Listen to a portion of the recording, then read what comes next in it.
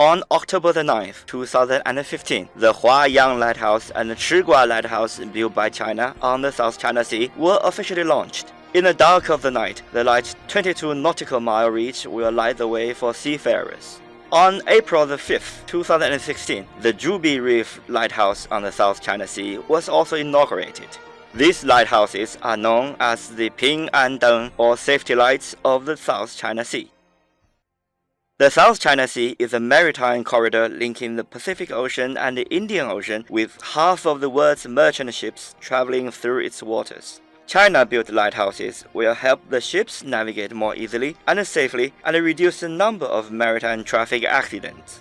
China's efforts to safeguard the South China Sea are not limited to building lighthouses. Requested by UNESCO, China has built a meteorological observation station at Zhubi Reef, providing vessels with navigational and weather-related information. Early in 2016, test flights took off from the newly built Zhubi Reef Airport, which will improve the traffic service in the airspace of the South China Sea and help improve the efficiency of humanitarian rescue.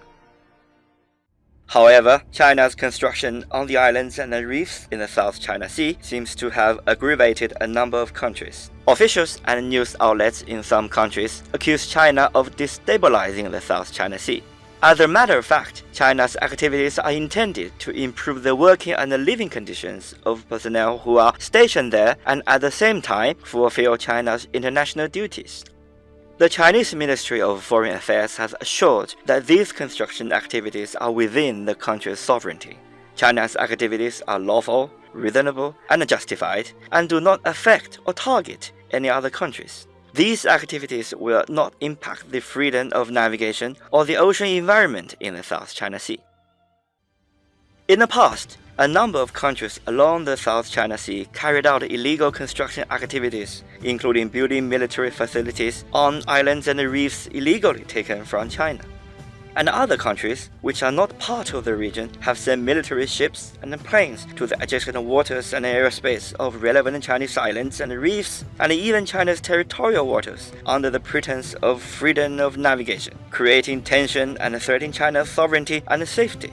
The islands in the South China Sea have long been part of China, and the country is entitled to safeguarding its own territorial sovereignty and legitimate maritime interest. China will deploy the necessary defense facilities there so as to exercise the right of self-defense conferred by international law.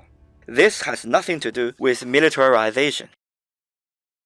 The Huayang, Chigua, and Zhubi lighthouses and flights from Zhubi Reef have played an active role in the navigation and safety of the South China Sea. China's sovereignty of the islands on the South China Sea is undeniable, and China's determination to safeguard them will not be shaken.